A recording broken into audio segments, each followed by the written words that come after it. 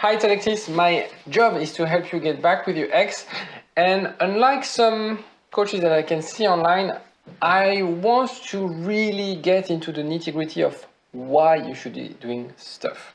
So of course, I share tips on a daily basis on my channel, but I've seen that a lot of people there been spoon-fed tips. I want you to be empowered by the things I'm going to tell you. So I'm going to explain you how it works. I'm going to give you some scientific evidence about those stuff. Sorry. And yeah, I'll see you after the jingle. igetmyexback.com. Everyone deserves a second chance. So, what we'll cover today, we're going to cover what's going on in your brain. As I mentioned, a bit of neuroscience, high level, obviously. I don't want to bore you too much with that.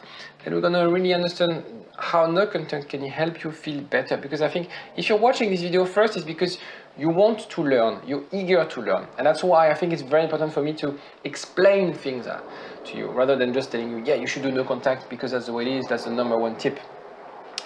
And yeah, so feel better and reset the dynamic, because I think, again, a breakup is really a bad dynamic. It's going the wrong direction for you, obviously. So we can reverse that by doing the contact, and I'll explain why. So a bit of science. I'll try not to be too boring. I'll try to be brief. But what I want to highlight here is it's not so much about your personality, your attachment style, your willpower or stuff like that. It's really something that we all share those traits. We all share the same brain. Functions a little bit differently in some people than some others, but really what I'm going to detail is really the hormones, the molecules you have in your brain that we all share. So the obsession, when we're in a relationship, he's the one, she's the one. So we have a level of serotonin that's the hormone that regulates the mood that is equal to the one of OCD people. And so we're really obsessed by and it's really down to a brain level. If you do analyze the hormones and look at some scans as well. So the region of reward as well is really highly activated, again, if you look in IFM.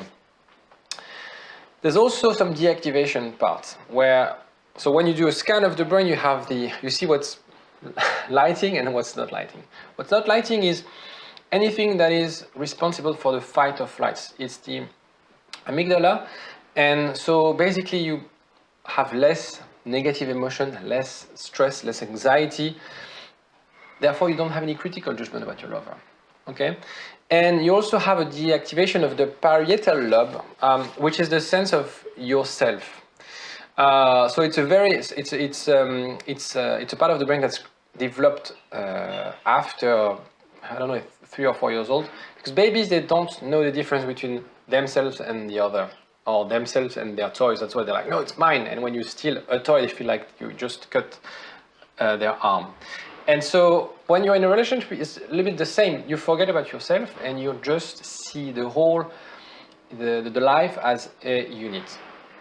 Okay, so this is high level. This is what's going on in your brain when you're in love. It's really the passion type of thing.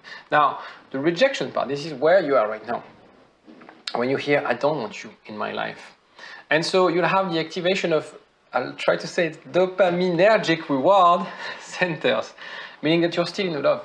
You still have strong feeling for that person, but at the same time, you have other areas activated, the ones similar to addiction. It's exactly, when you look at a brain scan, it's exactly the same part as when you look at people thinking about cocaine where they are on rehab. And so on top of that, you also have the insular area that would create physical pain. So it starts from an emotion, a thought, and it really can be a physical pain. It could be on the chest, could be headaches, it could manifest in various ways.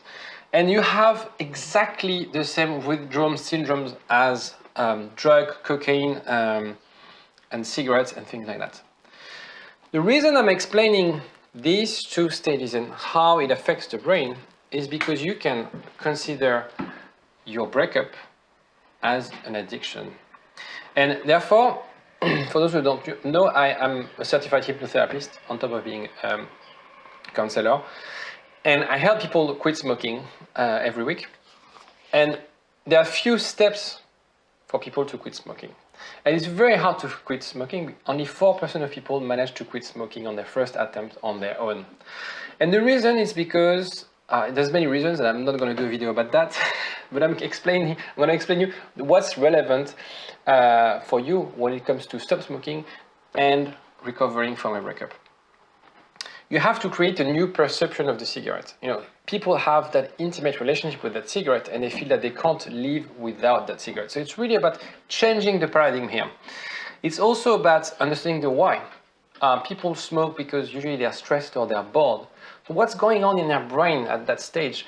Why do they need that thing to cope with that event? Non-smokers, they don't need a cigarette when they're stressed. So why they created that mechanism?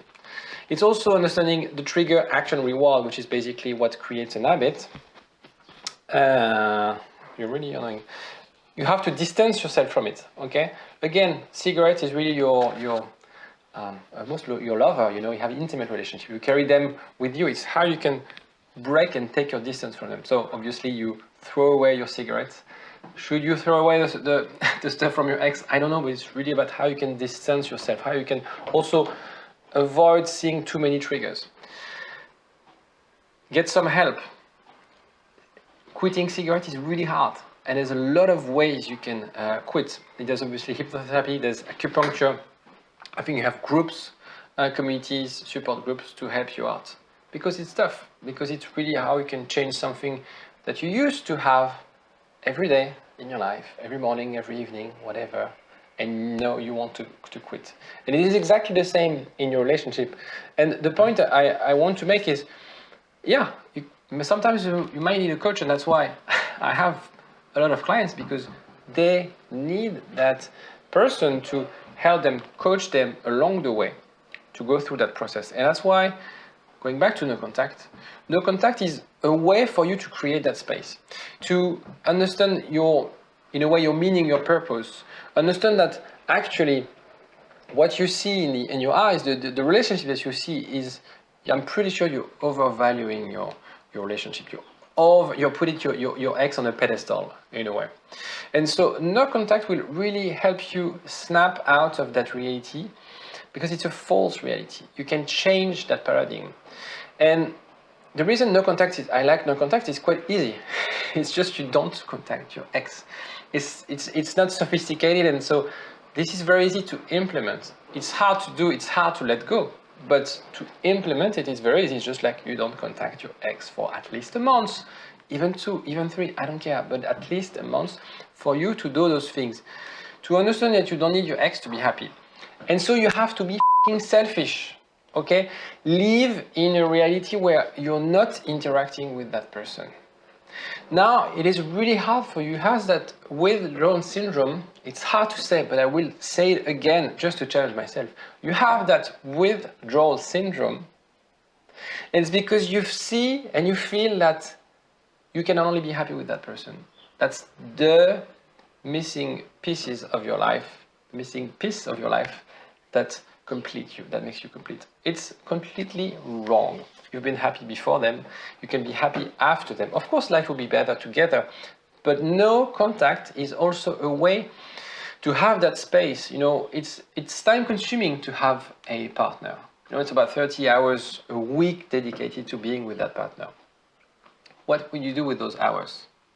What will you do right now? Work on yourself. Stay busy, stay motivated, stay active. Do whatever you want. Focus on yourself. Be selfish. And become that person you once were. Because the thing is, of course, the idea of getting back with your ex is how you can show to your ex that actually you are the person they fell in love with. Something happened where their perceptions of you change. And I think there's probably some things you have to work on so you can become that person you once were. And that's the thing. If you want to get back with your ex, it's not that it's simple, but it's how you can demonstrate to your ex that you can be the person they fell in love with. Something have changed. You might have changed, they might have changed. But at the end of the day, you had a strong relationship, they were in love with you, you're sharing a lot of values, a lot of memories together.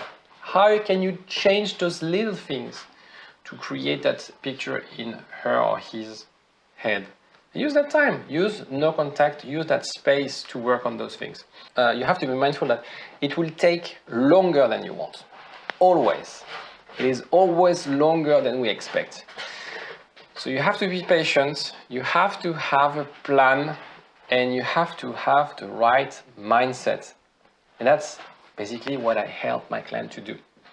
Because it's not so much about amazing, quick results. It's really about how we can look at the why, look at understanding, similar to an addiction. Why are you so addicted? How can we help you manage this withdrawal syndrome? How can we use that time to work on yourself, to understand how you could feel better, how you could improve yourself, and then you can get back with your ex, and then your ex will see the result. So if you're not sure about what you should be doing, if you're not sure about the method, if you're not sure, if you feel that, well, you're watching my video, but you're struggling to take action, you procrastinate because it's so overwhelming, give me a call. I have calls in my diaries. Give me a call and I'll be happy to discuss how coaching can help you in your case. I have about 10 of those calls in my diary, so have a look on the description. There's a link to book a free consultation with me, and we can discuss that confidentially. It will be personalized, because when you're watching my video, of course, it's not personalized. So I'd love to hear your story. I'd love to be able to speak with you and understand your situation, and also help you get unstuck. Happiness is a choice. I read it somewhere, and it's very, I don't know, I feel really bad saying that, because I know, even if you know it's a choice, it's really hard work. Some days, you feel really down, and especially after a breakup, and you hear people saying like, hey, happiness is a choice. You can wake up just smiling in front of a mirror, and it's really tough.